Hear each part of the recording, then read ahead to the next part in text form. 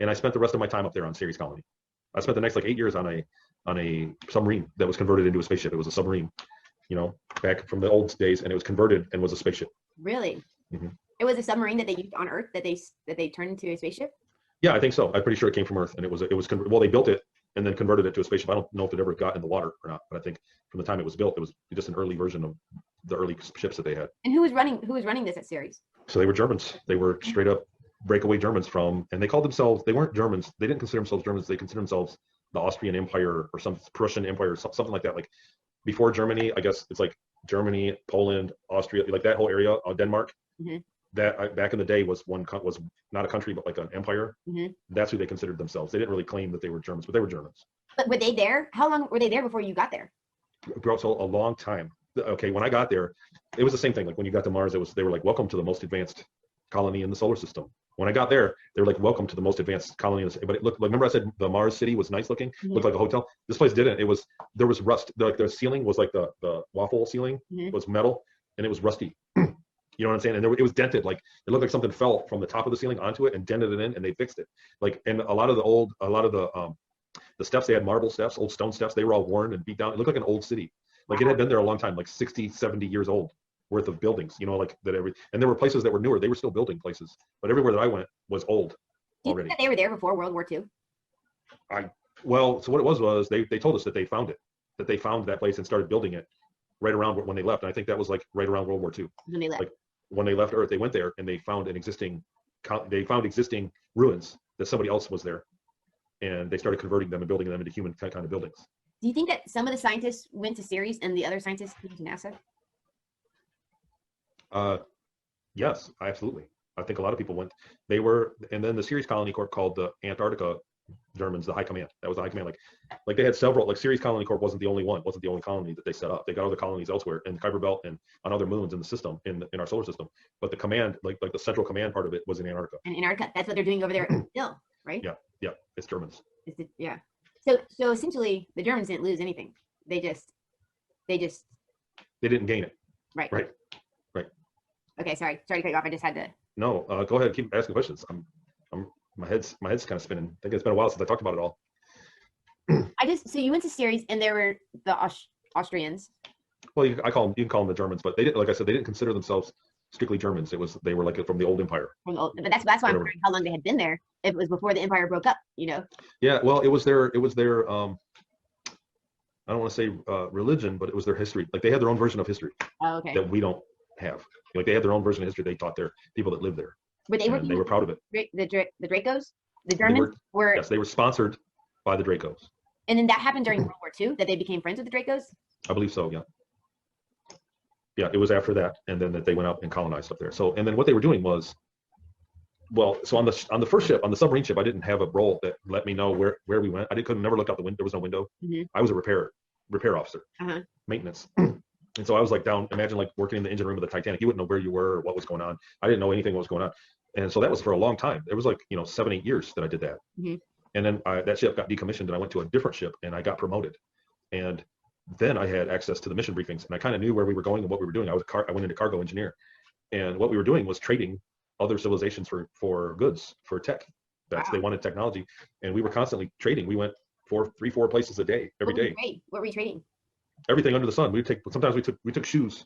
Really? We took giant cases of shoes once. We would take everything. They said that there was a big we had to wait to leave one time, and we were on a tight schedule, and we had to wait to refill the water tanks. And I said, we don't even need water. We can replicate water, because they have machines that can make the food. Like, like just like in Star Trek, not as fast, not as fancy and not as fast, but basically the same thing. And I told, there was an officer there, like a German, one of the Ceres colony people. Mm-hmm. I said, why do we need even water? And he said, only a fool travels anywhere without water. You'd be a fool. He's like, what happens if the ship breaks down and we can't turn on the replicator? You're going to die. And he said that later on that day, I went, okay, but still, this is taking us a long time to fill up these tanks. We could be going. I mean, you know what I mean? Like in my mind, I was thinking, what a waste of time.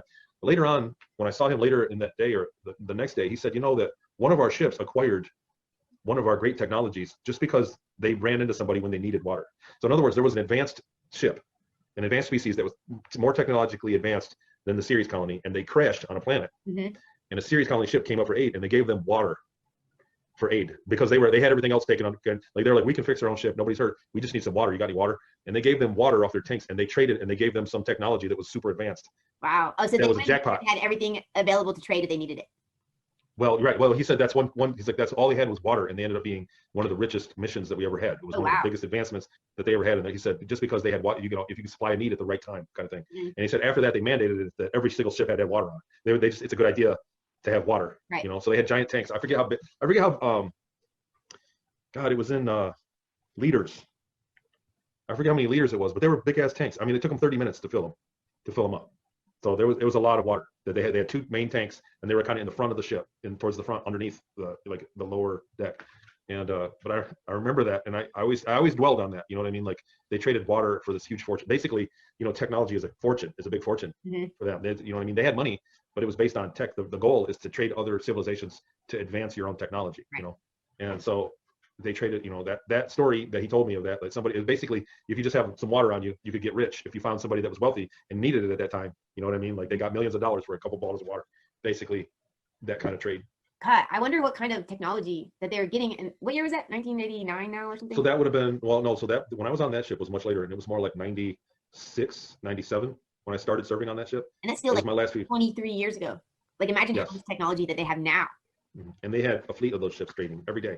And they said that they showed me the roster. Like one guy showed me a picture. There's a billboard. So they would go to, there's a bunch of space stations around Jupiter, and they would go to a space station there, and there's a trade set up, like a trading organization, and they have those stations all throughout several galaxies. And what it is if you're a civilization and you're willing to trade, you can go on this bulletin board, and that's how they can contact each other, right? So so let's say you want to trade, you know what I'm saying? It doesn't work like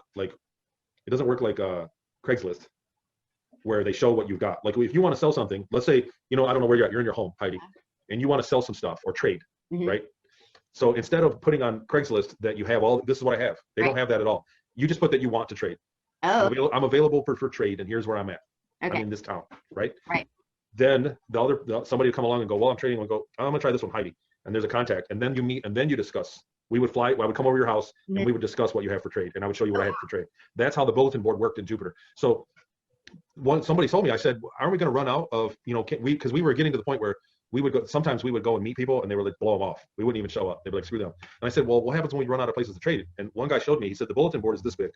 And he went down, and it was literally like, it's like a trillion listings. So it's like unending.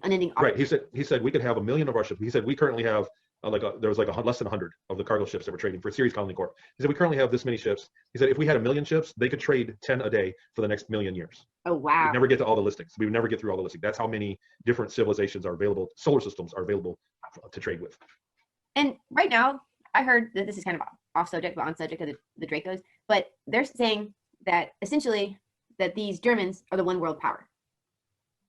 So what I was told by them, so what I was told by them, so when they were walking me back, they were like, you're going back to America, you know what I mean?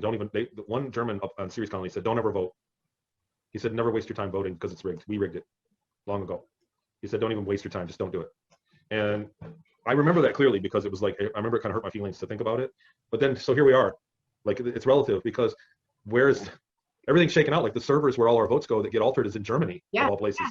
You know what I mean? I went, oh, wow, the Germans again. I even posted that. I said, wow, it figures the Germans. But what we're finding is that it's the CIA that controls the media and has, like we've been told all along, like we suspect all along, and that the intelligence and what other people have said that have come forward is that the intelligence organizations of the world were all controlled by the breakaway Germans. Right. So the CIA, the KGB, the Mossad, those are all just one organization. It's one global organization that is the security apparatus of every country. Yes. So, and they can control the world through that, not even the banking. And that's what supposedly Trump is trying to break away from. But if they're in space on all the colonies above us with all this technology, how are we going to break away? Right. Well, you know, I mean, there's only one way to do it. You can't solve a problem if you don't know it exists, and so there has to be a disclosure. There has to be disclosure of the problem. You think that this whole thing is just to disclose what it is? Well, it's a fight over disclosing. Like we're gonna get it. We're to the point where they can't stop it. They can't hold back disclosure any longer. Like in the next 10 or 15 years, people are just gonna figure it out on their own. Like there's gonna be because the technology at colleges, at the college level, is now the technology that used to be secretly at the military level. Do you get what I'm saying? Like the military could figure out that there's ETs 30, 40 years ago on their own. Now that level of technology is in the colleges, and the level that was back then in the colleges is in our house. Yes. So in another set of technology later, that technology where we could just build a device in our garage and discover life in the cosmos is going to be available to us in a short time, in 5 or 10 years. Well,